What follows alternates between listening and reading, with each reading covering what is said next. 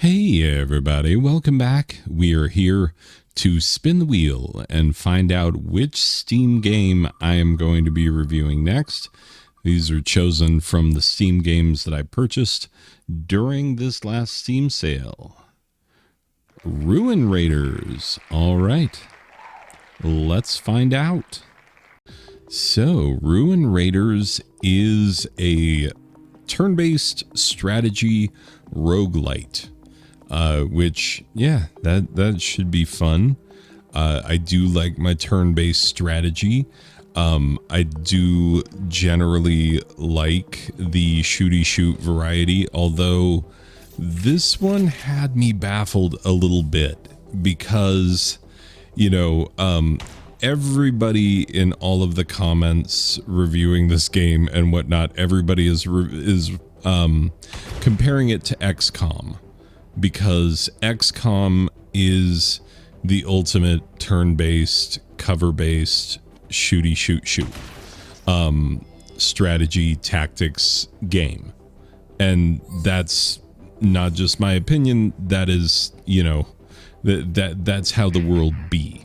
That is how people accept this as truth. They know this to be true. And so yeah, Ruin Raiders comes to us from the Overpowered team. Also, the people who made God Strike, if you know that, that's a kind of a twin sticky roguelite, if I remember correctly. I also got that one. I got this one in a bundle when I bought Fantasia, which is published by Freedom Games, who also publishes this game.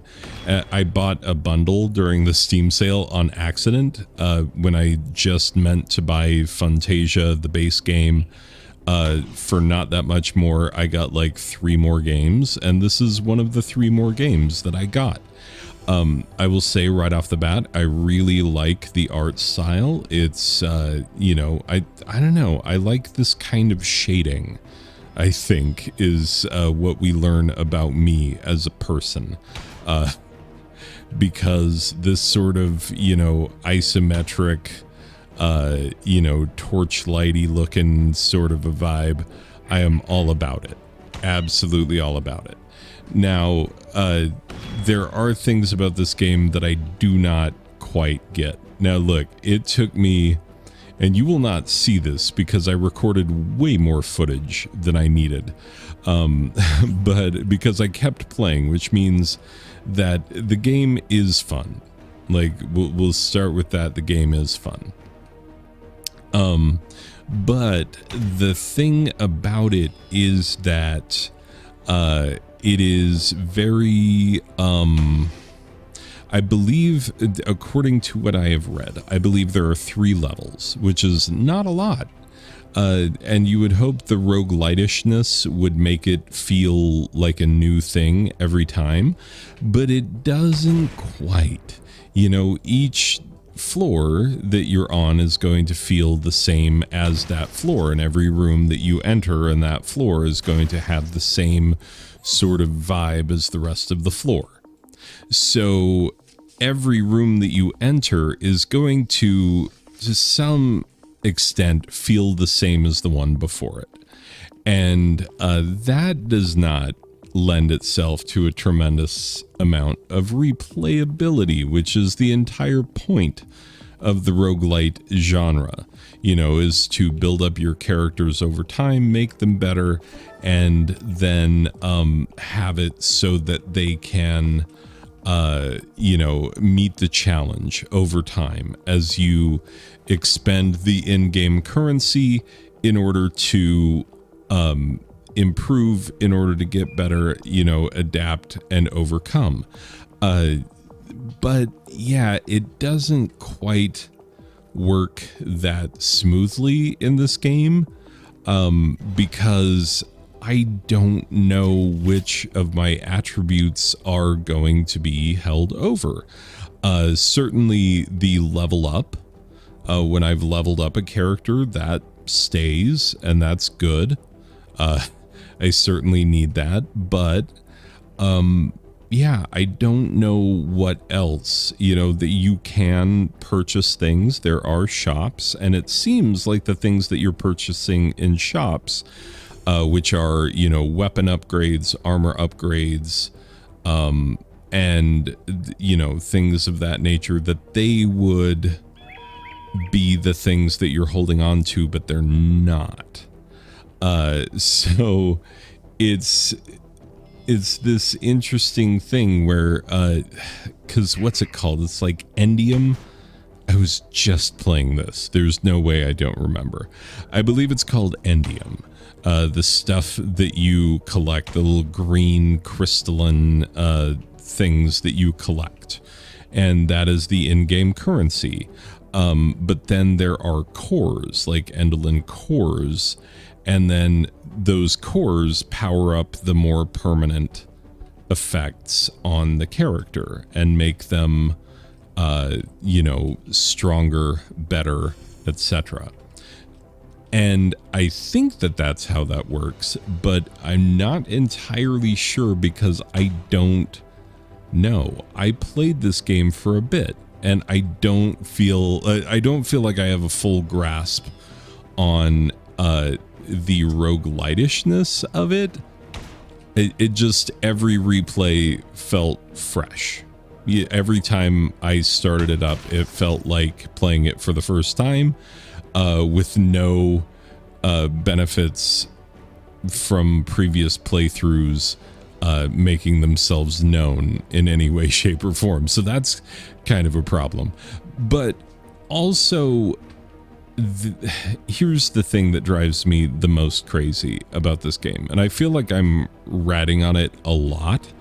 I did in general enjoy it. That is true.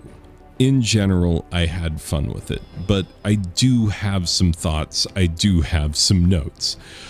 First of all, it's kind of unclear as to what constitutes cover and what does not constitute cover. Because, you know, there are things that characters can shoot over, and so it kind of looks, you know, there are the low blocks and the high blocks, and the low blocks, you know, can sometimes be shot over, but not necessarily always, and you can't tell whether it will or not, because sometimes your shot just goes directly into the block and that's it. And it was frustrating because I had multiple times where I was like, okay, and now shoot this guy in the back of the head, and you shot the block that he's standing behind. Because there's this mechanic where when you tell someone to shoot a guy, they will come out from behind cover and make the shot. Sometimes, but not always, and they'll do this little jump, and the enemy is really good at it. They will always make the jump and find your guy and shoot him in the face. And then when you're trying to execute the same exact maneuver, you will find that it is not quite that simple. And I wish that you could simply mark out on the grid where your character would go when they make the attack. It just seems like something that is missing, because the number of times where I accidentally sent a shot into a block or a barrel or, you know, something that it just deflected and did nothing, no damage to the enemy whatsoever, that was frustrating, and it was hard to predict when that was going to happen. And maybe if I played it more, I would know, but yeah, this feels like the kind of game where, you know, these turn-based, cover-based strategy shooters, they're supposed to kind of take you by the hand and be like, well, here, little grasshopper, here's how to do all the things in the game that you wanted to do. And so I feel like it should have done a better job at that, because, like, how did I not know how to rotate the camera for most of the game? I don't know how that's a thing. I don't know how that's a thing. And it really shouldn't be, but that definitely was the case. So, yeah, Ruin Raiders, like, it, I generally like the idea. I generally like the gameplay style, the art, the, all of the mechanics are solid and good and what you'd expect. I don't like that you don't have full access to all of your items and healing and stuff when you're in battle. That's kind of a pain in the neck, but it does make you prepare beforehand. And there are other games that make the same thing where it's like, no, you're not going to be able to grab a med pack in the middle of a firefight. You have to wait till afterward. And so, yeah, I mean, I guess some of these things make sense, but not everything makes sense. And just in general, the fact that you can't always tell which way your little guy is going to jump, or if he's going to jump, and how he is going to attempt a shot, means that the strategy part of it suffers as a result. And so it didn't feel quite as strategic as I would have liked for this kind of a game. It just didn't. And there are people who complain that it's too easy. It's kind of easy. And there are people who complain that it's too short. And if it's as short as they say, then yes, that is too short.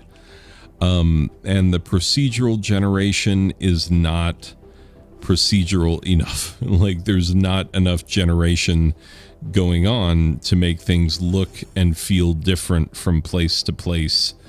And that has a negative impact on the game as well. So it's a bit of a mixed bag, is what I'm saying. And if you're the sort of person who loves these types of games, the more you love this type of game, the more you're gonna be frustrated by it, because you will have played XCOM and other excellent games of this variety, and it's going to make it so that you're going to have a hard time enjoying this game, because you know that you have in your library better things, better examples of this same genre. So, yeah, that's what it'd be like. Anyway, let me put a final score on it, and then we'll be done with it.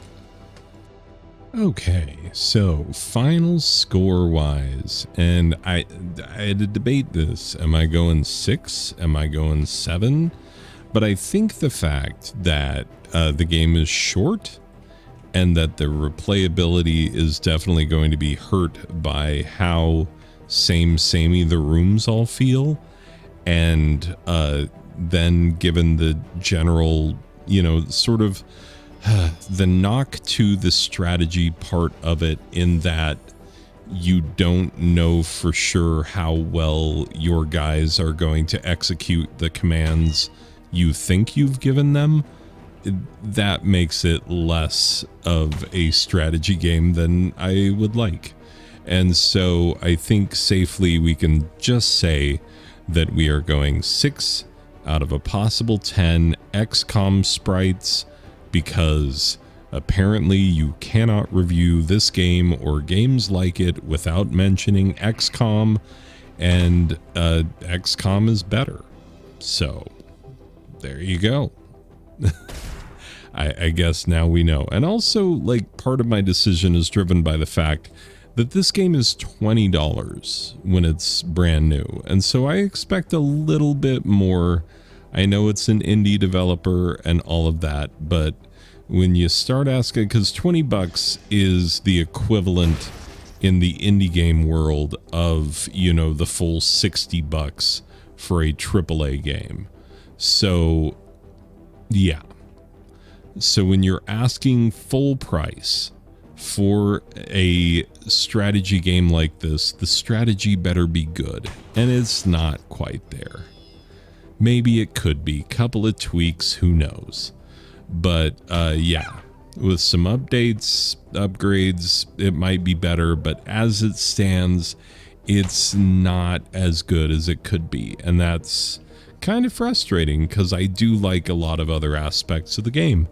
Anyway, people, that's how we feel about the Ruin Raiders, and that is going to do it for this one. I will see you in the next one. Okay, bye.